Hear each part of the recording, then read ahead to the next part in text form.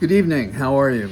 Well, I'm doing a sit and talk because it was raining outside. The temperature wasn't terrible; it was 81 degrees. The humidity was 77, which suggests that we're going to have rain. And the speed of the wind was 3 miles an hour. And it was interesting to watch because it's like a dance when these tall trees all sort of wave, and when you put it on slow motion, it looks like it's a fantasy. While we may dance with nature, it seems that there's something about the human condition that challenges the most rudimentary sense of individual rights and liberties. A long time ago, Ari Melber, whom I think very highly of, did, I thought, a penetrating study of Breonna Taylor and her boyfriend. And the circumstances were that incompetent Louisville cops went into an apartment with a search warrant, a no-knock search warrant, meaning they don't knock, they just charge in, which they did. Somebody inside shot at the intruders, wounding a leg. 2 officers, I believe, of the total of 7, 6 at the front door.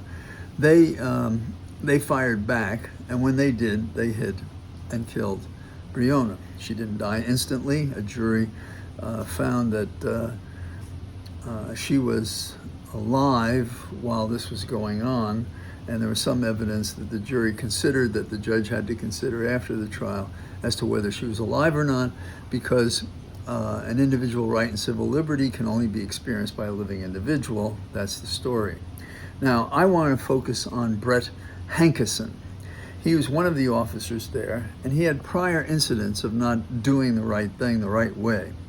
So here they broke into the apartment, and her boyfriend is struck out and hit one of the officers. And in the end, he's not hit and he's not hurt, except by this invasion of the wrong place with such reckless officers as Brett Hankison.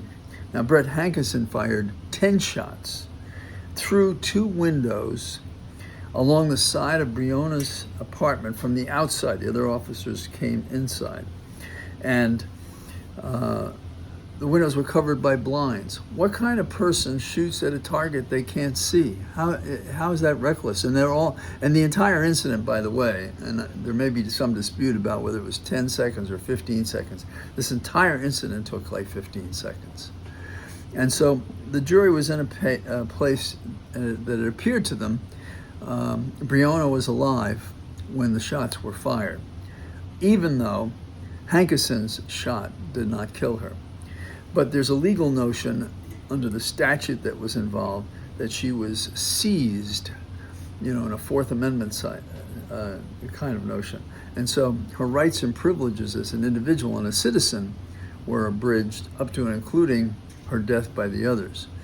So this is not what some of us know as a felony murder rule. If you're doing something and you're committing a felony and there's a murder as it transpires, then you are exposed for the murder that was a part of what you did.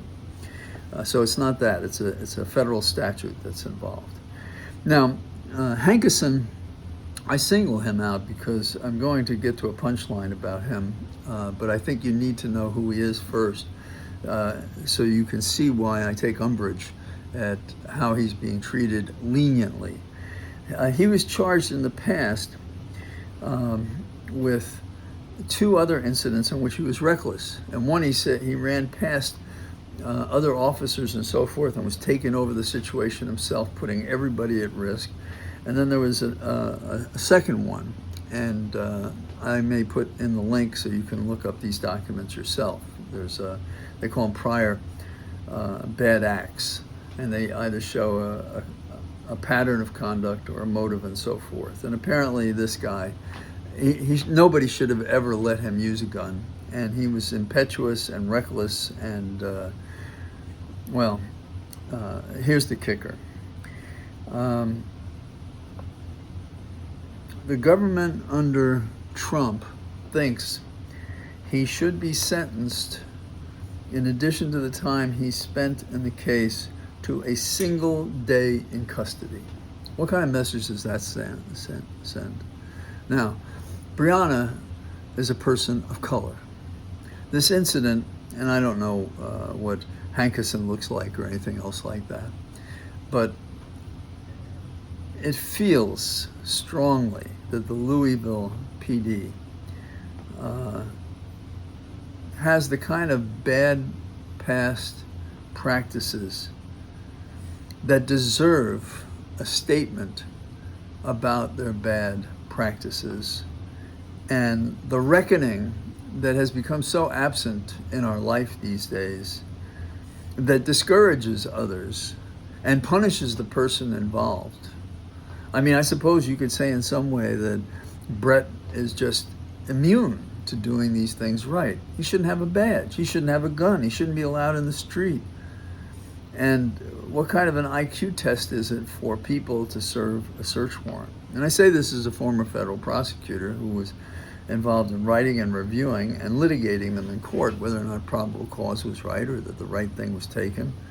Ironic footnote, Rudy Giuliani and I worked on a case together. He was 2 years senior to me in the office, and we were pretty good friends before he transformed into something else. And we had a challenge about a search warrant, should any of it be suppressed. And we worked through that, and basically the search was upheld.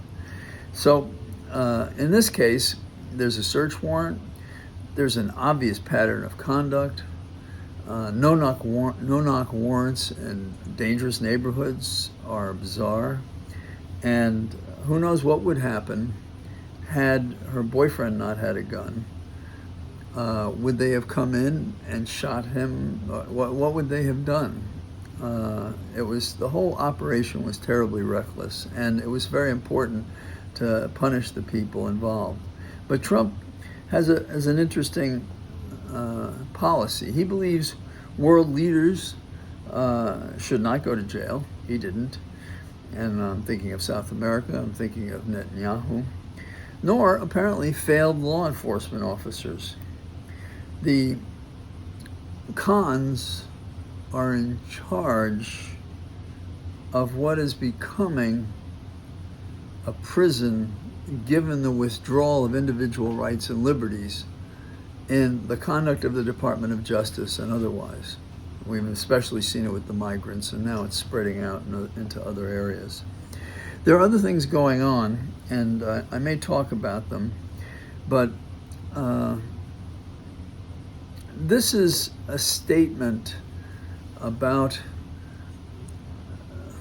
the prejudice and bias of this so-called administration.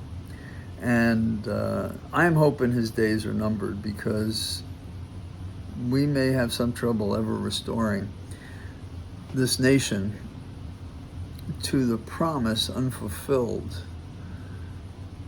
that we were progressing to fulfill, and that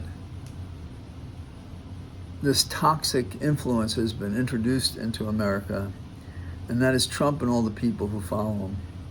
In a bizarre way, people can help that the current scandals that are going on may help America find its way.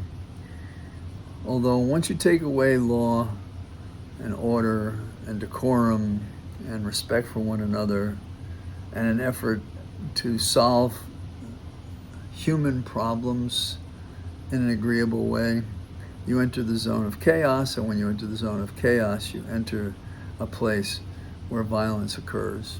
People are hurt, people are killed, people suffer the economic violence, which can be as bad as any other kind of physical violence. So I hope you remember what Ari did back when he did Breonna Taylor as a focus of his stories. And there are two reports that are interesting. One is the judge wrote a report after the recent conviction of Brett Hankison, and they also described a motion that the government made, which is prior similar acts that suggest how reckless he was, because if he put as an issue in the case that, I did it all right, it was appropriate, how anybody could take the facts in isolation, come and say, I can shoot through windows that are covered, and I can't see what's beyond them, and I do this, and I take 10 shots that way. What kind of officer thinks like that? I don't think Dirty Harry even did that. So that's what I have. I also had an experience in court today with a client of mine, and I might mention that separately. It'll be a short thing because some of you I know are interested in it, and we had a good day. We got certain charges dismissed. So until tomorrow, perhaps it won't be raining, and I'll be out talking. All the best. Bye-bye.